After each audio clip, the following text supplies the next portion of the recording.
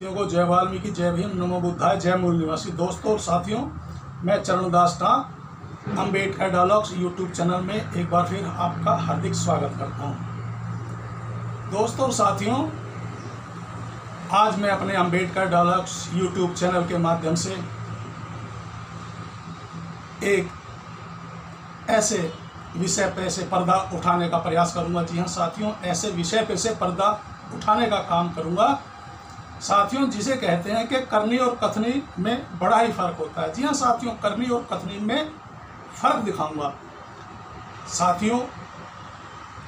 यूँ तो आज हम सब और देश 21वीं सदी में जी रहा है, मगर साथियों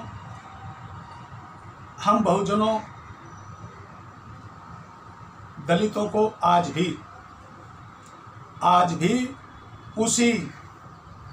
उसी हजारों साल की गुलामी में धकेलना चाहते हैं कुछ मनुवादी, रूढ़िवादी सोच, विचार और विचारधारा के लोग। जी हाँ साथियों, ऐसा नहीं है कि आज कुछ पढ़ा लिखा समाज, वह चाहे उनकी मजबूरी हो या उनके द्वारा शिक्षा का ज्ञान और योग्यता के आधार पर कुछ परसेंट रूढ़िवादी और मनुवादी, या यूं भी कह सकते हैं कि अन्य जाति धर्म के लोग हमसे इतना भेदभाव नहीं करते हैं। मगर साथियों, जहां तक मैं समझता हूं और मेरी सोच काम करती है कि हम बहुजनों को इस से छुटकारा मिलना असंभव है। साथियों देखिए, आप कोई भी ग्रंथ, कोई भी किताब या कोई भी ऐसी पुस्तक पढ़ लीजिए साथियों, जिसमें ये लिखा है कि स्वयं भगवान कहते हैं कि नर ही नारायण है। जी हाँ साथियों, नर ही नारायण है। और बच्चा तो खासकर भगवान का रूप होता है। जी हाँ साथियों, भगवान का रूप होता है, क्योंकि बच्चे को यह नहीं पता होता कि क्या सही है, क्या गलत है, मुझे क्या करना चाहिए और क्या नहीं करना चाहिए। जी हाँ साथियों, जब वेद और पुराण कहते हैं कि नर ही नारायण है और बच्चा भगवान स्वरूप है, तो साथियों फिर तो मैं, आप और सभी जो भी पृथ्वी पर हैं उन सब से भेदभाव क्यों। और साथियों, एक बच्चे का, जिसके लिए स्वयं भगवान या ग्रंथ में लिखा हुआ है कि बच्चा तो भगवान की मूर्त है, तो फिर ऐसा क्यों। साथियों आज आप ये सोचेंगे कि मैं अपनी इस वीडियो में ऐसी बातें, ऐसा चर्चा, ऐसी वीडियो क्यों कर रहा हूँ। साथियों इसलिए कर रहा हूँ कि अभी सोशल मीडिया के द्वारा पता लगा है कि छुआछूत का एक ऐसा मामला सोशल मीडिया के द्वारा पता लगा है साथियों, कि जिसे सुनकर, देखकर या पढ़कर आप लोगों को भी लगेगा कि शायद हम आज भी 21वीं सदी में नहीं रह रहे हैं, नर ही नारायण का रूप नहीं है और बालक भी भगवान स्वरूप नहीं है। चलो साथियों, अब मैं इस विषय पर बात करता हूं। साथियों अभी मुझे सोशल मीडिया के द्वारा पता लगा है साथियों, IANS कोपल, कर्नाटक के कोपल जिले में एक 2 साल का बच्चा। जी हाँ साथियों, मैं एक दफा दोबारा पढ़ता हूँ, IANS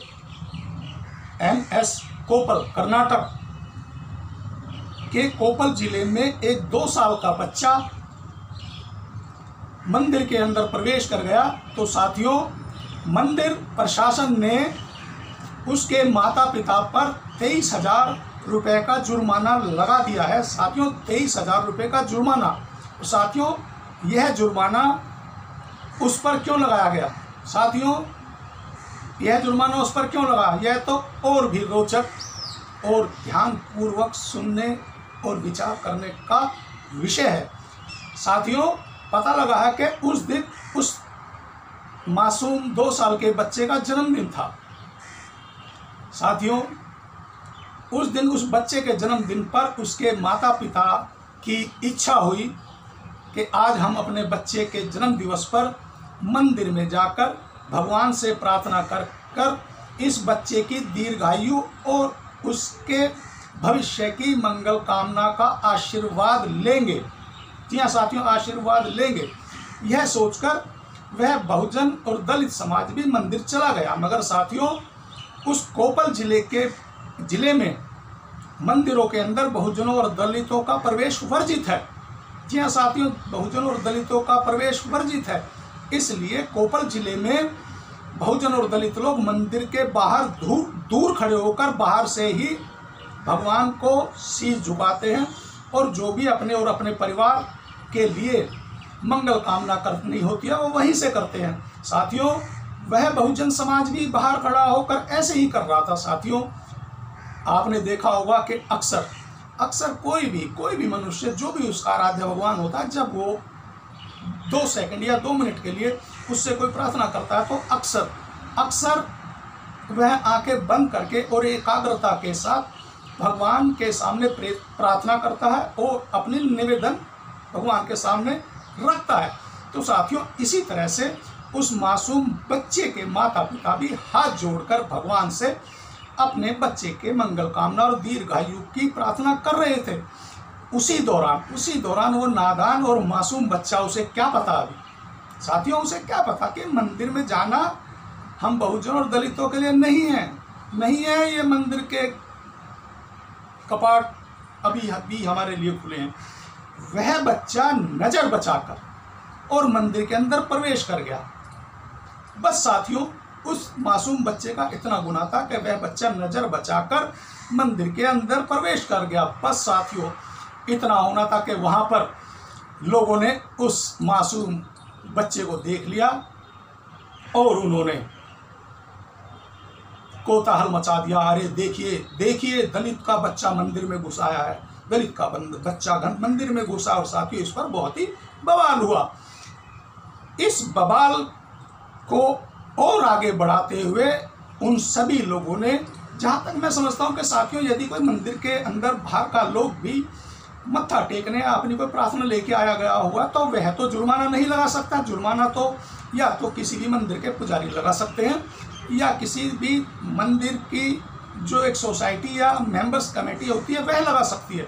तो साथियों, उस मंदिर के पुजारी या उस मंदिर की मेंबर्स कमेटी ने एक निर्णय लिया, एक आपातकाल बैठक बुलाई, जिसमें उस बहुजन दलित परिवार को बुलाकर ये कहा कि तुम लोगों ने हमारे मंदिर को अपवित्र कर दिया है क्योंकि तुम्हारा बच्चा मंदिर के अंदर प्रवेश कर गया, इसलिए तुम्हारे ऊपर 23,000 रुपये का जुर्माना लगाया जाएगा। साथियों, 23,000 रुपये का जुर्माना लगाया गया है। आपको यह जुर्माना भरना है। साथियों, सोचिए, भगवान तो सभी का घर है, सभी के एक है। कोई किस रूप में मानता है, कोई किस रूप में मानता है, किसी का आराध्य कोई है, किसी का आराध्य कोई है। मगर साथियों, मंदिर में तो जहाँ तक मैं और आप समझता हूँ, और जो हमारे देश का कल्चर है कि हमने मंदिरों में किसी न किसी भगवान की प्रतिमा को स्थापित कर रखा है। हम लोग वहाँ जब भी अपने जीवन शैली में से 2-4 मिनट का समय निकालकर वहाँ जाते हैं, प्रार्थना करते हैं और अपने परिवार के लिए मंगल कामना की अर्चना भगवान को पेश करते हैं। तो साथियों, उस मंदिर में एक केवल 2 साल का अबोध बालक यदि माँ बापों की अनदेखी भी कह सकते हैं, जबकि वह अनदेखी नहीं थी, वह तो प्रार्थना कर रहे थे, वह बच्चा अंदर चला गया, तो मंदिर और भगवान कहाँ से पवित्र हो गए? बताइए साथियों, कहाँ और कैसे अपवित्र हो गया मंदिर और भगवान? जबकि कोई भी मंदिर तो भगवान का घर होता है। मगर साथियों, उस बहुजन और दलित परिवार पर 23,000 रुपये का जुर्माना, मैं नहीं कहता लगा दिया गया, मैं कहता हूँ लाद दिया गया और थोप दिया गया। साथियों, यह बात वहाँ जब चर्चा में फैली और जब वह बहुजन और दलित परिवार यह धनराशि 23,000 रुपये ना देने के उनका वो था, उनके पास 23,000 रुपये नहीं थे, तो उन्होंने इस मामले की जांच पुलिस को दे दी। और साथियों दे दी तो उस समय वहाँ पर जिला प्रशासन पहुँचा और जुर्माना लगाने वालों को चेतावनी दे डाली।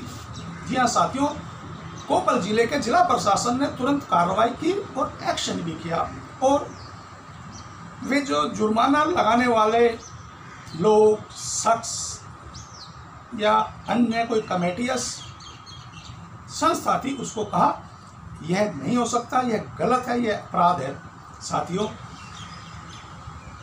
इस तरीके से आज मैंने जो अपने वीडियो में कहा कि साथियों, जो मैं अपने वीडियो में अक्सर कहता हूं कि मैं बहुत ही रोचक और जानकारी से भरपूर, साथियों मैं रोचक और जानकारी से भरपूर इसलिए बोलता हूं, मैं नहीं मानता कि मेरा वीडियोस सबसे अच्छा होता है या सबसे उत्तम होता है। मैं साथियों अपने किसी भी वीडियो में, अपनी हर वीडियो बनाने से पहले सभी साथियों से कहता हूं कि बहुत ही जानकारी से भरपूर और रोचक वीडियो साझा कर रहा हूं। साथियों मैं इसलिए कहता हूं क्योंकि जैसे मेरे YouTube चैनल का नाम है अम्बेडकर डायलॉग्स, तो साथियों मेरा अपना बाबा साहब भीमराव अम्बेडकर, क्रांति सूर्य ज्योतिबा फूले, माता सावित्रीबाई फूले या जितने भी हमारे बहुजन और दलितों के वीर महान क्रांतिकारी योद्धा हैं, या वो कोई राइटर रहा हो या किसी ने भी हम बहुजन और दलितों के लिए तनिक भर भी कार्य किया है या उसने हमारे बारे में सोचा भी है, तो साथियों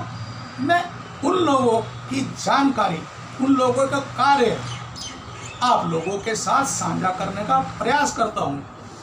इसलिए मैं अपने हर वीडियो में बोलता हूं कि आज का मेरा यह वीडियो